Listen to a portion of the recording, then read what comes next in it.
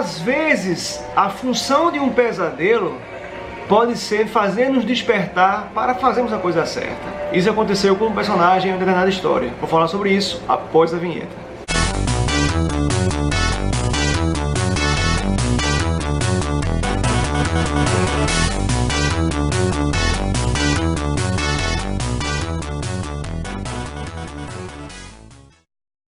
Às vezes, um sonho ou um pesadelo pode nos servir para alertarmos de algo ou para tomarmos alguma decisão para solucionar alguma coisa enquanto despertos, né? Então, galera, essa questão de sonho, pesadelo, isso serviu muito bem numa história de um personagem da Marvel, o qual eu gosto muito do personagem e gosto muito dessa história em questão, tá? O personagem, pessoal, é o Incrível Hulk. E a história, ela foi contada na fase do Bill Mantlo à frente dos roteiros. O que eu considero até hoje o Bill Mantlo um dos melhores roteiristas que passaram pelo Hulk, tá, galera? Essa história do Hulk, pessoal, ela foi republicada pela Panini naquela coleção histórica Marvel do Incrível Hulk, tá? Acontece na terceira caixa e o volume é o volume 11, tá? A história acontece aqui. Porém, né, logicamente, essa história ela foi publicada primeiramente pela Editora Abril, aqui nos formatinhos. Se não me engano, a edição 46 do Incrível Hulk, cara. Ou foi 45, ou foi a edição 46 do Incrível Hulk. Qual é essa história, pessoal? A história é intitulada como... Aqui, ó, se eu mostrar... Assassino, tá? É uma excelente história, pessoal, a qual vou fazer aqui uma breve resenha junto com algumas reflexões aqui, tá, galera, nessa história, tá? A história foi escrita pelo Bill Mantlo e desenhada pelo Sal Buscema, que é uma equipe criativa de primeira, né? E, galera, essa história aqui do Hulk, essa história chamada Assassino, eu a considero uma das melhores histórias do personagem até hoje. Uma vez que, né, em minha opinião de leitor, né, o Bill Mantlo ainda é o cara que escreveu a melhor fase do Hulk até hoje, tá? Muito bom, tem o Peter Day, fica muito bom. Mas o Bill Mantlo, pra mim, ainda se mantém no topo dos roteiristas do Hulk. Tá, galera? E do que se trata essa história? Por que eu comecei falando sobre o negócio de pesadelo e sonho? Porque essa história aqui, pessoal, ela se trata de algo muito interessante de se trabalhar em histórias, que é a questão da redenção, né? E da problemática do cair em si mesmo e refletir sobre os seus atos, tá? Essa história aqui, pessoal, você já vê aqui o seguinte, ó, você vê aqui já um cara no aeroporto aguardando a chegada de alguém. Aqui, à primeira vista, você vê um cara comum, né? Você pensa, um cidadão qualquer, o cara na mão no bolso aí, esperando o avião pousar aqui no aeroporto, né? Ele está esperando justamente quem? Esse cara está esperando chegar o Bruce Banner, que está voltando do México, tá? O Bruce Banner, nessa fase aqui, pessoal, quem leu a fase do Bill Mantlo e tal, e para quem não conhece, agora eu vou dar uma explanada. Essa fase aqui, pessoal, era quando o Bruce Banner estava, né, no controle total da vontade do Incrível Hulk. Então o Bruce Banner estava de controle total do corpo do Incrível Hulk, né, de suas ações. Então a mente do Bruce Banner estava dominando o monstro, tá? Então ele suprimiu, tanto é que o Bruce Banner, né, à frente da vontade do Hulk, à frente do controle do Hulk, ele conseguiu ser considerado um herói, ele conseguiu o perdão presidencial, dado publicamente.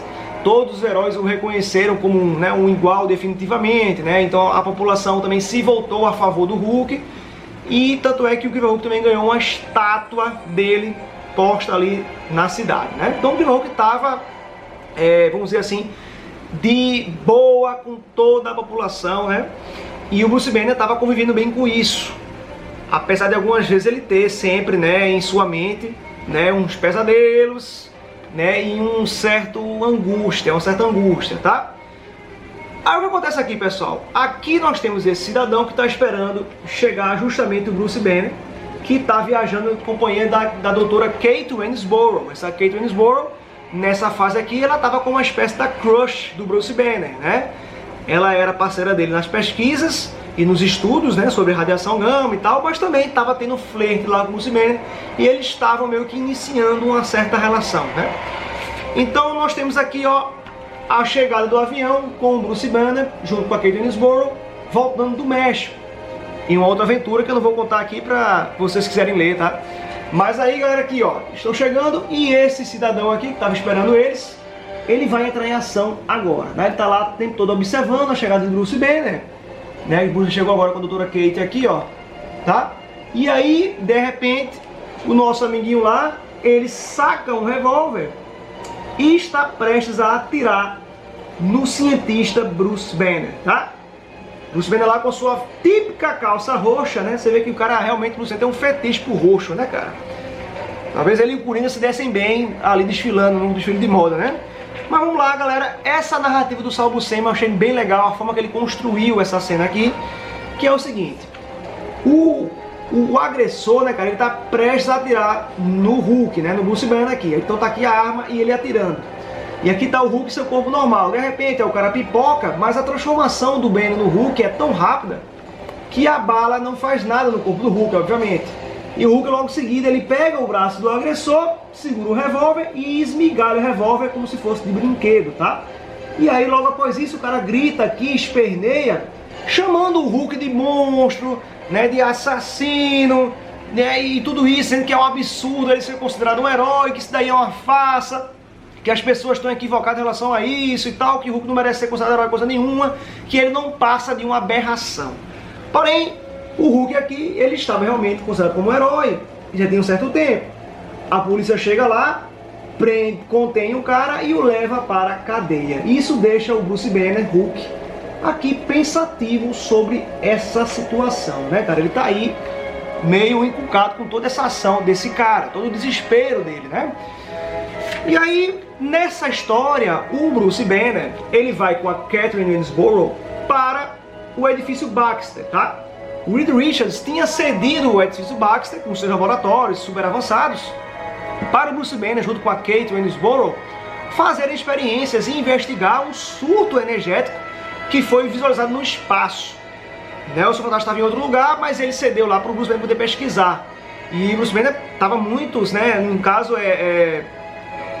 empolgado em realizar essa pesquisa, porque ele também ficou muito curioso e ele viu que os seus laboratórios em Northwind, que o Bruce Banner estava com um laboratório lá numa base dele, uma base gama dele, né, uma base que ele tinha em Northwind, com um laboratório avançado, só que os equipamentos que o Bruce Banner tem lá em Northwind não se comparam aos materiais que existem no edifício Baxter, em termos de tecnologia, né? Então nós temos ali o Coisa recebendo os dois, e o Coisa deixa eles à vontade e dizem que ele pode ficar aí tranquilos e usarem o edifício Baxter como bem entenderem, né? O Coisa explica tudo para o Bruce Banner e para Kate, e logo após isso o Coisa deixa os dois sóis lá no edifício Baxter, tá? O Coisa vai embora explicando como é que é a situação lá, do que se precisar é só falar com ele e tal. E aí, logo após isso, né, o Bruce Banner, ele recebe aí alguns informes do Reed Richards num telão gigante lá do edifício Baxter, tá? E aí, galera, o Bruce Banner junto com a Kate Winsborough se jogam no trabalho para investigar, através de painéis eletrônicos, esse surto energético que teve no espaço. Após isso, houve uma explosão e o Bruce Banner já virou no Hulk para proteger o corpo da Kate, né? Ele protege aí a sua nova crush. Aí o que acontece, galera? Tudo bem, até aí, né? Só normal, tranquilo. Bruce Banner lá no laboratório do edifício Baxter e tal, investigando essa coisa. Ele lá vai tomar um café da manhã junto com a Kate, conversando e tal, né? Boa. Só que aí, galera, o que acontece? Aí, um momento romântico aqui, uma beiçada, né? Um love story aqui. Só que aí, galera, quando chega a noite, o que acontece na noite aí? Aí começa um pesadelo do Bruce Banner, tá? Essa história, galera, quando eu li essa história, eu ali no formatinho da Abril, né? Eu falei, deve ser a edição número 45 ou 46, não lembro bem. Mas eu ali essa edição. Foi uma das primeiras histórias que eu li de super-herói nos quadrinhos, tá? Por isso que me marcou bastante também. E eu fiquei bastante imerso nessa história e ela mexeu comigo de alguma forma. Por quê? Nós vemos aqui, galera, um Bruce Banner completamente angustiado, cara, imerso em um pesadelo totalmente visceral. Aqui nós vemos um Hulk, cara, que ele simplesmente está invadindo o edifício Baxter e ele vai derrotando um por um dos integrantes do Quarteto Fantástico. Ele derrota a Mulher Invisível, fácil. Depois ele vai seguindo aí, né? Aí ele vai e derrota o Tocha Humana fácil com um tapão sônico, né? Ele apaga as chamas do Tocha. Aí depois vem o Senhor Fantástico enrolando o Hulk de qualquer jeito aqui, tentando prendê-lo.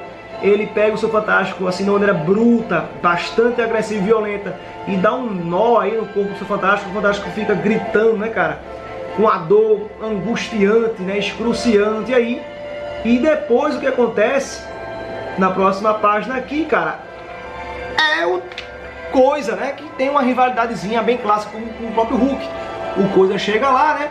Já cheio da bravata, e eles encaram por um momento aqui, até que nesse pesadelo, Coisa é bem grande, assim, né? Ou como é o tamanho do Coisa aqui perto do Hulk, né? Na verdade, o Hulk é maior que o Coisa.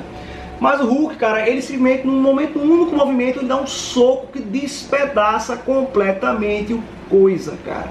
E observem, o Hulk nesse pesadelo do Bruce Banner, ele é representado como uma sombra obscura, cara. Um negócio totalmente sombrio, né?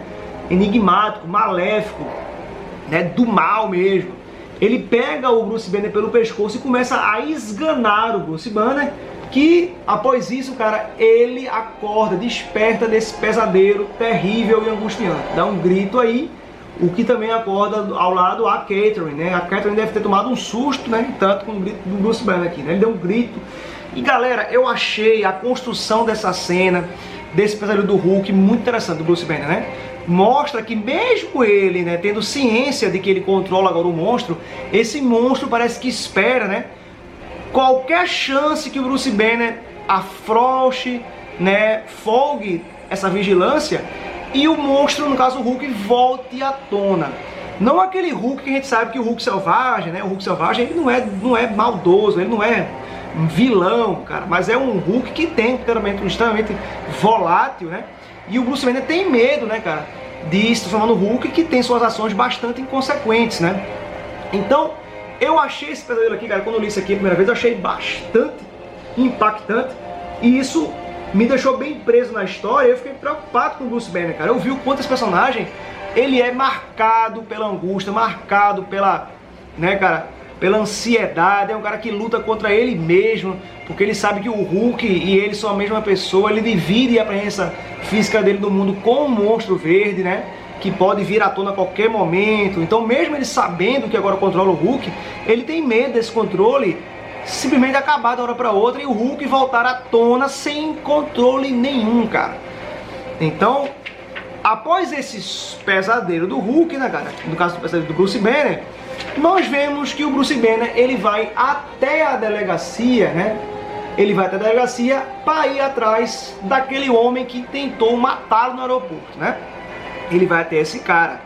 Ele pede para visitar o cara, fala com, né, o pessoal da delegacia, com o delegado lá, com o chefe de polícia, e ele vai justamente visitar a cela de seu agressor, né, o cara que tentou matá-lo, né? E ele começa a conversar com esse cara aqui. Esse cara, ele conta a história dele, que é justamente o que? Esse cara foi vítima da insanidade do Hulk quando ele se defendeu dos ataques do exército, né? A gente sabe que o General Ross, ele caçava o Hulk o tempo todo com seu exército, mandava investidas bélicas o tempo todo, as tropas militares iam atrás do Hulk, era confusão, era guerra. E aí, cara, isso só vitimava as coisas que estavam ao redor do Hulk, porque o próprio monstro, o Hulk, nunca foi abatido pelo exército, né, cara? Até porque o monstro Hulk, o Hulk é muito forte, é uma criatura que o exército comum não tem como debater, não tem como abater, né? Então, cara, esse cara conta essa história, que ele morava numa cidade chamada de Redoville. Ele morava na cidade de Redoville, e aí ele simplesmente fala aqui, cara, das consequências da batalha entre o Hulk e o exército do General Ross, cara, que só fazia vitimar e destruir tudo ao redor deles, né? E aí ele vai contando isso pro Bruce Banner, cara. A lembrança que esse cara tem do Hulk é de todo o infortúnio que o Monstro Verde trouxe pra ele. E aí ele fala, né, cara, que ele perdeu a família, ele perdeu a casa, ele perdeu tudo, os vizinhos, os amigos dele, toda a vizinhança e a vida desse cara, a vida pregressa desse cara foi arruinada pelos confrontos do Hulk contra o exército americano, né? E ele vai falando isso pro Bruce Banner, cara. Ele culpa o Hulk por isso. Então tem a razão dele. Apesar dele não saber, né, que o Hulk só se defendia. O Hulk não provocava o exército. O exército que ia atrás do Hulk o tempo todo, né? O Hulk era caçado e tinha que se defender. Porém, o Hulk usava a cidade, né, o que tinha ao redor para se defender. E a própria confrontação física do Hulk contra o exército gerava toda essa devastação aí, né, cara? Então, esse cara vai falando isso pro Bruce Banner. E o Banner vai entendendo toda a angústia desse cara e todo o remorso que ele tem pelo Hulk, uma vez que agora esse cara conta aqui pro Banner, né, que ele simplesmente abriu o jornal, um dia desse abriu o jornal e ele viu lá o Hulk sendo condecorado e considerado um herói a partir de agora, até com perdão presidencial. Então esse cara foi uma loucura, porque agora o Hulk sendo um herói, considerado um herói, né, ele nunca mais ia ser perseguido nem combatido por nenhuma força, né, enfim, nenhuma das instituições.